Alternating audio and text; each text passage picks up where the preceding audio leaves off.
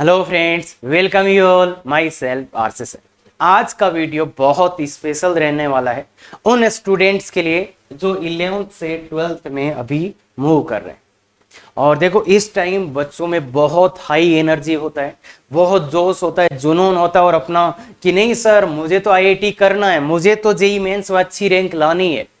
पर इस ये जो एनर्जी आपके पास है, इसका सही सदुपयोग करके, अरे इसको सही से यूज करके कैसे आप अपनी रैंक को अच्छे से इंप्रूव कर सकते हो। तो देखो, 11th क्लास जैसा भी रहा है, कुछ बच्चों को पूरा समझ में आया, बहुत बढ़िया बात। पर मोस्ट ऑफ द बच्चों को जिन्होंने जेईई ऑनलाइन में पढ़ा है तो बहुत ज्यादा समझ नहीं आया, जहां तक मुझे पता है। तो कोई बात नहीं है भाई, 11th क्लास बहुत कम ही बच्चों को समझ आती है अच्छे से, क्योंकि 10th से 11th में आते हैं तो लेवल बढ़ जाता है।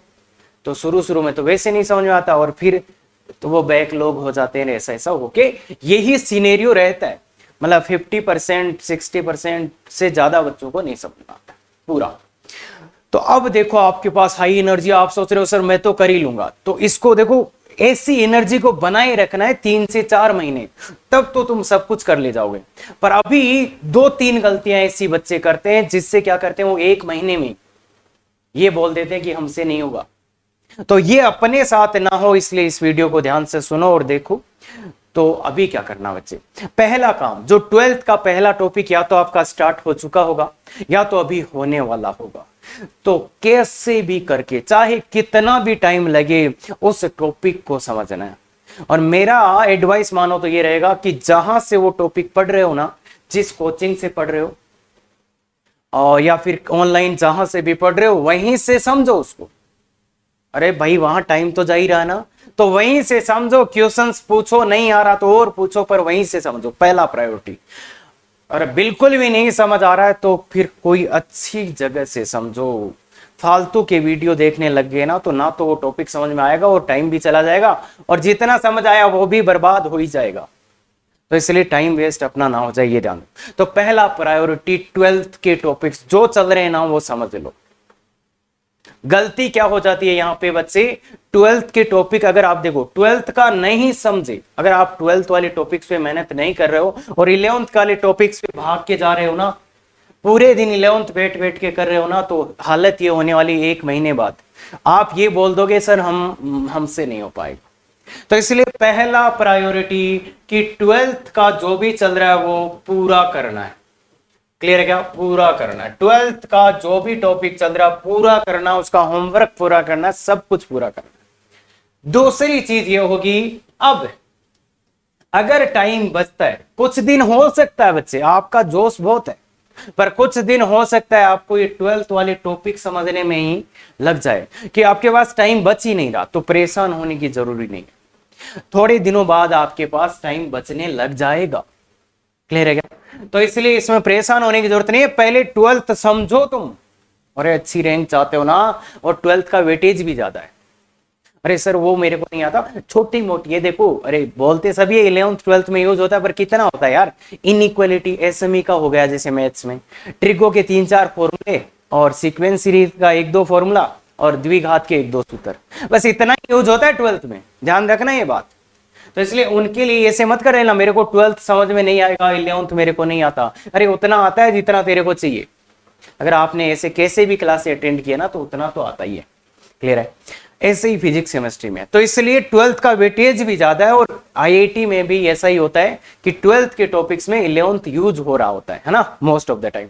तो 60% तक 12th ही आता है, तो इसको समझो। अब टाइम बचता है तो बच्चे क्या करना है, 11th का एक टॉपिक उठाओ, तीनों सब्जेक्ट में मत उठाओ। अरे एक मैथ का ही उठाओ केवल पहले, फिर एक फिजिक्स का उठा लेना, फिर एक केमिस्ट्री का उठा लेना। तीनों का एक साथ उठा लोगे ना तो ज्यादा हो जाएगा। और अगर भाई आपके पास अच्छा खासा टाइम बच रहा है, एक दिन में 4 घंटे बच जाते हैं, 12th पूरा होने के बाद अगर 4 घंटे के आसपास आप टाइम बचा लेते हो, तो फिर आप 2 टॉपिक शुरू कर सकते हो। तो 2 टॉपिक आप, एक फिजिक्स का एक केमिस्ट्री का, या एक फिजिक्स एक मैथ का, है ना, 2। तो वो 2 टॉपिक उठाओ और उनको या तो अपने नोट्स से रिवाइज करो। अगर आपको लगता है कि मैं नोट्स रिवाइज करूंगा तो मेरे क्वेश्चंस हो जाएंगे, तो वहां से रिवाइज करो। अगर आपको लगता है वहां से नहीं होने वाला, वो तो समझ ही नहीं आया मेरा, तो आप रिवीजन के लिए क्या कर सकते हो, रिवीजन के लिए बच्चे जो आपको जहां से समझ में आ रहा है ना, रिवीजन के लिए यूट्यूब से भी देख सकते हो, पर अच्छे चैनल से देख लो। और अच्छे की पहचान कैसे होगी आपको, तो देखो बच्चे मैं बोलूंगा कि एक टॉपिक उठाओ, कोई भी एक टॉपिक उठाओ, और अगर किसी चैनल आपको थोड़ा सा अच्छा लग रहा ना, तो उस चैनल के एक टॉपिक के पूरे वीडियो देखो। क्या बोला मैंने, रिवीजन के लिए आप ऐसा कर सकते हो, एक टॉपिक उठाओ, उसके पूरे वीडियो देखो। क्या देखो, पूरे वीडियो देखो, ठीक है क्या, पूरे वीडियो देखो, नहीं तो भाई देखो कुछ नहीं होना, मैं पहले बता दे रहा हूं। अरे ऑनलाइन में अगर बहुत सिस्टमेटिक पढ़ाया हुआ है और आपने पूरे वीडियो देख लियो ना, तो फिर पूरे वीडियो देख के आप जेई मेंस वाले क्वेश्चन करो। जेई मेंस के जो पीवाईक्यू है ना, अरे प्रीवियस ईयर क्वेश्चन पीवाईक्यू, और ये 2020 और 2021 वाले कर लो, मतलब ये 2 साल के कर लो। 20 और 21 वाले, 20 और 21 वाले चैप्टर वाइज क्वेश्चंस आपको मिल जाएंगे। अरे मतलब ये चैप्टर होते हैं ना, जैसे मान लो आप करना, आपको कोऑर्डिनेट ज्योमेट्री करना है, स्ट्रेट लाइन करना है, तो स्ट्रेट लाइन के पूरे वीडियो देखो और सीधा जेई मेंस के पीवाईक्यू करो। क्योंकि अब इतना टाइम नहीं है आपके पास कि आप सीट करो, डीपीपी करो, वो टाइम गया। सीधा जेई मेंस के पीवाईक्यू करो। अगर पहली बार में आपने वो कर लिया ना, तो सफल हो जाएगा काम, सफल हो जाएगा बच्चे काम। तो सीधा एक टॉपिक पूरा देखो, उसके वीडियो जहां से आपको समझ में आ रहा है या आपको लग रहा है यहां से समझ में आ जाएगा, पूरा देखो, फिर जेई मेंस के पीवाईक्यू करो। और उस टॉपिक को खत्म हो जाए तो अगले पे आओ, उसको खत्म करके अगले पे आओ, तो ऐसे करो। अगर ये काम और इसी जोश और जुनून के साथ आपने कर लिया 3 से 4 महीने, तो आप अपना 11th रिवीजन भी कर लोगे और 12th वाला भी आपको समझ में आने लग जाएगा। क्योंकि अपने पास इतना ही है, देखो 3 से 4 महीना है, फिर आपको अलग टेंशन सताने लग जाएंगी। अरे वो बोर्ड का एग्जाम आ रहा है, अरे सर वो बोर्ड का फॉर्म, इसका फॉर्म, उसका फॉर्म। तो देखो 4 से 5 महीने तक ही है आपके पास। और अगर इनमें आप सोए नहीं ना, अगर इनमें आपने जो भी आपने देखा पढ़ा, उसको कोशिश की याद करने की, तो ये सबसे अच्छा टाइम है। सबसे ज्यादा रैंक इंप्रूव इसी टाइम होती है, क्योंकि 11th में तो सब बच्चे ही होते हैं, दूध पी रहे होते हो तो ना। और एग्जाम पास आने के बाद किसी से नहीं पढ़ा जाता है ज्यादा, ध्यान रखना, इसमें नींद आती है फिर। तो इसलिए ये सबसे टाइम है, अच्छा टाइम है, बहुत अच्छा टाइम है। तो कोशिश करो एकदम अच्छे से। और जो टेस्ट पेपर दो ना, उसमें ध्यान रखना मोस्टली जेईई मेंस के पीवाईक्यू वाले ही दो एक बार, क्योंकि अपने को बहुत अच्छा नहीं समझ में आ रखा ना, तो ये ही दो, इसी को टेस्ट पेपर दो, यही क्वेश्चंस करो, तो एक बार टॉपिक थोड़ा सा समझ आ जाएगा ना, तो एडवांस वाले क्वेश्चन भी होने शुरू हो जाएंगे। क्यों हो जाएंगे वो शुरू, क्योंकि आप 12th वाला अच्छे से कर रहे हो ना, तो वहां से आपका लेवल बढ़ता रहेगा, लेवल वहां से बढ़ रहा है, और इसको आपने एक बार रिवाइज कर लिया तो काम बन जाएगा। क्लियर है क्या बात है, बहुत अच्छे से। और अगर आप देखो भाई इंग्लिश मीडियम के बच्चे हो, तो भी मैं बोल देता हूं, अगर आपको कहीं पे भी नहीं समझ में आया ना 11th, और खासकर 11th के देखो स्कोरिंग टॉपिक्स की बात करते हैं अब, इंग्लिश मीडियम का बच्चे हो, कहीं नहीं समझ में आया, तो इस वाले चैनल से तुम एक टॉपिक 11th का कोई सा भी करके देख लेना। अरे हाँ 11th पूरा डिटेल में डाल रखा है, अगर आपको कहीं पे भी नहीं समझ में आया ना, तो यहां से एक टॉपिक पूरा कर लेना। इंग्लिश मीडियम वाले, हिंदी मीडियम वालों, अगर आप चाहते हो ना कि जेईई एडवांस तक अपन जाएं, अच्छे से जाएं, या जेईई मेंस में बहुत अच्छी रैंक चाहिए, तो इस चैनल के सभी वीडियोस देख डालो रिवीजन में। अरे सभी वीडियो देख लेना हिंदी मीडियम। बाकी चैनल्स भैया मैं बता देता हूं, कुछ बोर्ड्स लेवल तक, कुछ जेईई मेंस लेवल तक, और वहीं बकवास कर देते हैं, तो वो यहाँ पे नहीं है। यहाँ पे थोड़ा सा टाइम आपको ज्यादा लग सकता है, पर कुछ भी छूटेगा नहीं। और अगर आपने अच्छे से इनको देख लिया, तो जेईई मेंस एडवांस थ्योरी पूरी कंप्लीट है। थ्योरी में कुछ भी पढ़ने का जरूरत नहीं है, और एग्जाम्पल भी बहुत लिए हैं। अगर आपने पूरा ध्यान से पढ़ लिया ना, आधे क्वेश्चन तो जेईई मेंस के ऐसे ही हो जाएंगे। क्लियर है क्या, बहुत ध्यान से। तो स्कोरिंग टॉपिक्स बता देता हूं। पहला जो स्कोरिंग टॉपिक है, जिसपे आपको गौर करना चाहिए, अगर आपका सपना है कि एडवांस भी करें, आईआईटी भी करें, तो कोऑर्डिनेट ज्योमेट्री को आप नहीं छोड़ सकते।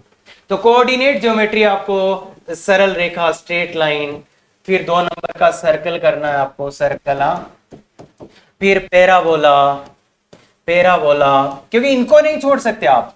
और 4 नंबर आपका इलिप्स, फिर हाइपरबोला है ना, इलिप्स हाइपरबोला, इलिप्स और हाइपरबोला।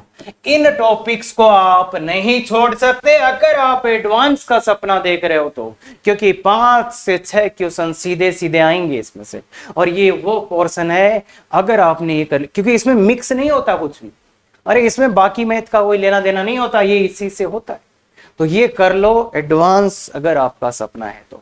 और इस चैनल पे इतना सॉलिड मटेरियल है, इतना सिस्टेमेटिक है। अरे सर इसके फॉर्मूले याद नहीं रहते, फॉर्मूले बताए नहीं है, ध्यान से जाके देख, कम से कम टाइम में, कम से कम सूत्र में, और सब क्वेश्चन होंगे, सब क्वेश्चन होंगे। इस चैनल को ध्यान से देख ले और ये देख ले भाई, अगर ये नहीं समझ में आया ना, सबसे ज्यादा मास्टरी है इसका, बहुत सुंदर है। और इंग्लिश मीडियम वाले देख के आ जाओ तुम सही में, अगर कहीं नहीं समझ आ रहा ना तो यहां से देख लेना। क्लियर है क्या? बहुत बढ़िया। इसके बाद क्या करें सर? तो पहला टारगेट ये करो कि ये कंप्लीट हो जाए। और कुछ बच्चे जिनका बहुत ज्यादा वीक है तो वो देखो यार, वो क्वाड्रेटिक इक्वेशन से शुरू करो, क्योंकि इसको आपको समझना जरूरी है। द्विघात समीकरण, सीक्वेंस सीरीज और बाइनोमियल, ये 3 और ऐसे टॉपिक है जो स्कोरिंग है। इनमें सबसे ज्यादा स्कोरिंग है ये, क्योंकि इससे कई बार 2 क्वेश्चन भी आ जाते हैं मेंस एडवांस में, फिर ये और फिर ये। तो ये तीनों टॉपिक उसके बाद कर सकते। और अगर आपको लेवल ठीक ठाक है तो पहले इस पे फोकस करो, ये थोड़ा सा टाइम लेता है पर समझ आ जाता है। क्लियर है क्या? ये करो। और सर अब 12th में क्या करें हम? तो 12th में देखो बच्चे, एक है कैलकुलस, वो तो है ही है, उसके साथ में vector 3D, matrix determinant, complex number, ये छोड़ने नहीं है। देखो सबसे स्कोरिंग है वेक्टर 3D। अरे एडवांस में 5 क्वेश्चन आ जाते हैं बच्चे। Vector 3D very very important अगर आप एडवांस करना चाहते हो, एंड मैट्रिक्स डिटरमिनेंट। ये 2 टॉपिक ऐसे हैं जिसमें ज्यादा कुछ यूज होगा नहीं, ये अपने ही होते हैं, और इनको अच्छे से रटा जाओ, कैसे भी कर लो यार। इसके क्वेश्चंस बहुत सिंपल होते हैं, 5-5 क्वेश्चन आते हैं एडवांस में। तो ये अच्छे से कर। कैलकुलस भी करना तो है ही, पर वो थोड़ा सा लेंदी पोर्शन होता है, सबसे इंपॉर्टेंट ये। क्लियर है क्या? वो भी करना तो है ही, वो तो हो जाएगा कोचिंग के साथ। तो ये ध्यान से देखो। और इस चैनल पे अगर आप आ चुके हो ना, तो मैं तो ये बोलता हूँ, और आप हिंदी मीडियम हो ना, और आपको मैथ्स में प्रॉब्लम आ रही है ना, तो एक टॉपिक पूरा देख के देख ले बच्चे, जो तेरा मन करे। पर मेरा एक ही रिक्वेस्ट रहेगा, पूरा एक टॉपिक देख, आधा अधूरा देखोगे तो कुछ नहीं मिलेगा। क्लियर है? बहुत बढ़िया। और अगर आपको अच्छा लगे वो टॉपिक देखने के बाद, तो आप शेयर सब्सक्राइब भी कर सकते हो। और अभी अपना देखो 12th क्लास के 2 टॉपिक करवा चुका हूं। मैट्रिक्स डिटरमिनेंट यहाँ कंप्लीट हो चुका है, फंक्शन कंप्लीट हो चुका है। अरे 2 टॉपिक 12th के हो चुके हैं। तीसरा टॉपिक ITF, जिसका धमाकेदार स्टार्ट हो चुका है, और अभी बस आगे आने ही वाला है। क्लियर है? अगला लेक्चर कल आ रहा है, बहुत शानदार आ रहा है। तो क्लियर है बात? बहुत बढ़िया। Thank you very much. Effective तैयारी करो।